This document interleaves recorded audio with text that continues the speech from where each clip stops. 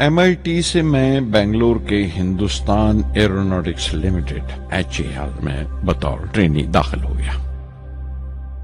HAL से जब मैं एरोनॉटिकल इंजीनियरिंग ग्रेजुएट बनकर निकला तो जिंदगी ने दो मौके मेरे सामने खड़े कर दिए और दोनों मेरी परवाज के देरीना ख्वाब पूरे कर सकते थे। एक मौका था एयरफोर्स का, दूसरा मिनिस्ट्री ऑफ डिफेंस में directorate of technical development and production का।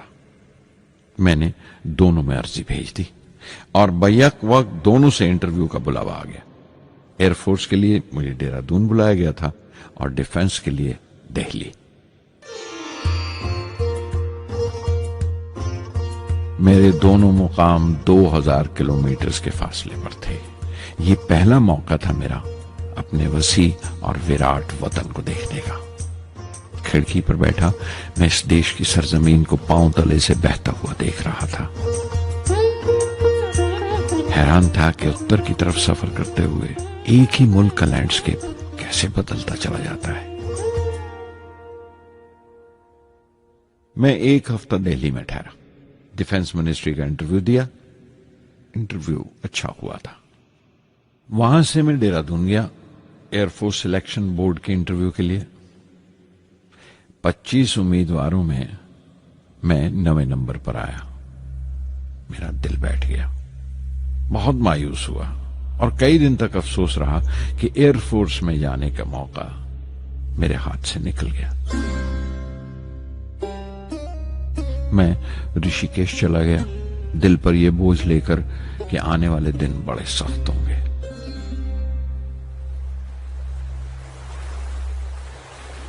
गंगा में स्नान किया और फिर चलता हुआ पास की पहाड़ी पर शिवानंद आश्रम तक पहुंच गया।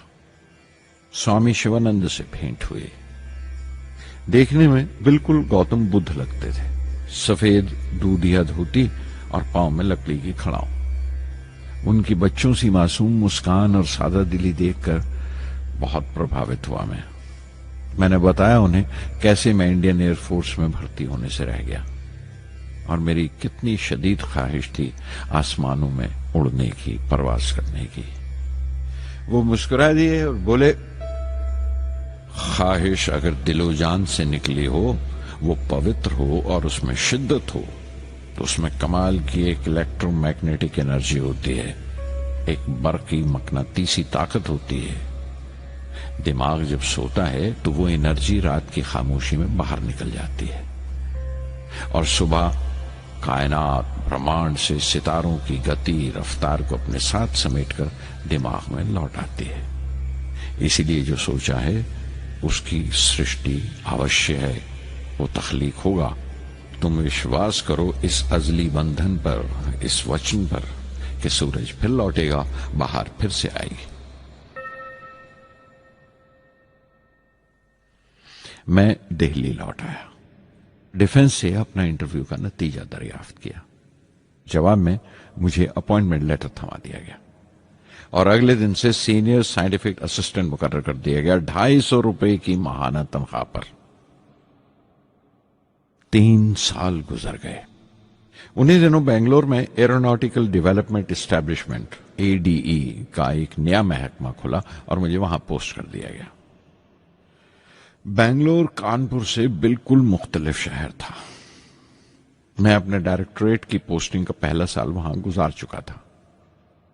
दरअसल हमारे देश में ये एक अजीब तरीका है, एक अजीब सा ढंग है अपने लोगों को हद दर्जा तक निचोड़ लेने का, जो हमारे लोगों को इंतहा पसंद बना देता है। शायद इसलिए कि सदियों इस देश ने गैर मुल्की तहजीबों के जख्म भी खाए हैं और उन्हें अपने दामन में जगह भी दी है। अलग अलग हुक्मरानों से वफा करते करते हम अपनी हैसियत, अपनी यकताई खो बैठे हैं। बल्कि हमने एक और ही किस्म की खूबी पैदा कर ली है कि एक ही वक्त में रहमदिल भी हैं और बेरहम भी, हसास भी हैं और बेहिस भी। जितने गहरे हैं उतने ही सतही। ऊपर से देखो तो हम बड़े खुश रंग और खूबरू नजर आते हैं, लेकिन कोई गौर से देखे तो अपने हुक्मरानों की एक बेढब नकल से ज्यादा कुछ नहीं है। मैंने कानपुर में कल्ले में दबाए हुए पान वाले नवाब वाजिद अली शाह के नकलची बहुत देखे और बेंगलोर में फिरंगियों के अंदाज में कुत्ते की जंजीर थामे टहलते हुए साहिबों की कमी नहीं थी। बेंगलोर में रहकर मैं रामेश्वरम की सुकून और गहरे शांत वातावरण के लिए तरसता था।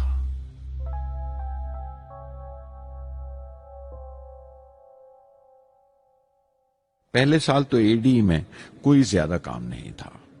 एक प्रोजेक्ट टीम बनाई थी कि 3 सालों में एक स्वदेशी हॉवरक्राफ्ट तैयार करें, और वो वक्त से पहले तैयार हो गया। नंदी उसका नाम रखा गया, शिव की सवारी के आधार पर। उसका डिजाइन हमारी उम्मीद से ज्यादा अच्छा था, लेकिन मैं सख्त मायूस हुआ जब आपसी कंट्रोवर्सीज की बिना पर सारा प्रोजेक्ट बालाए ताक रख दिया गया, बंद कर दिया गया। Professor MG Menon, Tata institute of fundamental research के डायरेक्टर, एक रोज अचानक ही हमारी जांच पड़ताल को आ पहुंचे। नंदी का जिक्र निकला। मुझसे पूछताछ करते हुए उन्होंने ख्वाहिश जाहिर की एक 10 मिनट की उड़ान के लिए।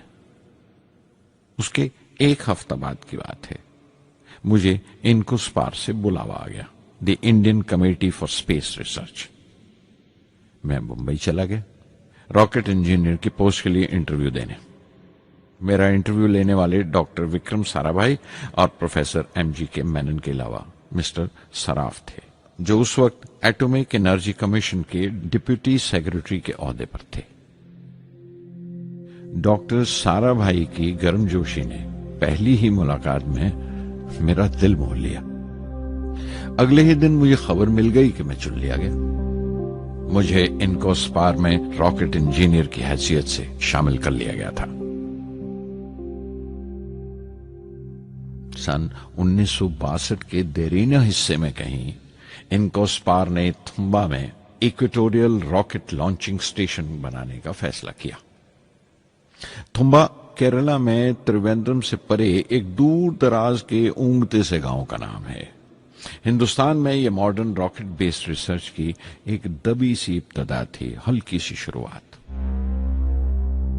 उसके फौरन बाद ही मुझे 6 माह के लिए अमेरिका भेज दिया गया, नासा में रॉकेट लॉन्चिंग की ट्रेनिंग के लिए। जाने से पहले मैं थोड़ा सा वक्त निकालकर रामेश्वरम गया। मेरे अब्बा मेरी इस कामयाबी के लिए बहुत खुश हुए और मुझे उसी मस्जिद में ले जाकर शुक्राने की नमाज अदा की।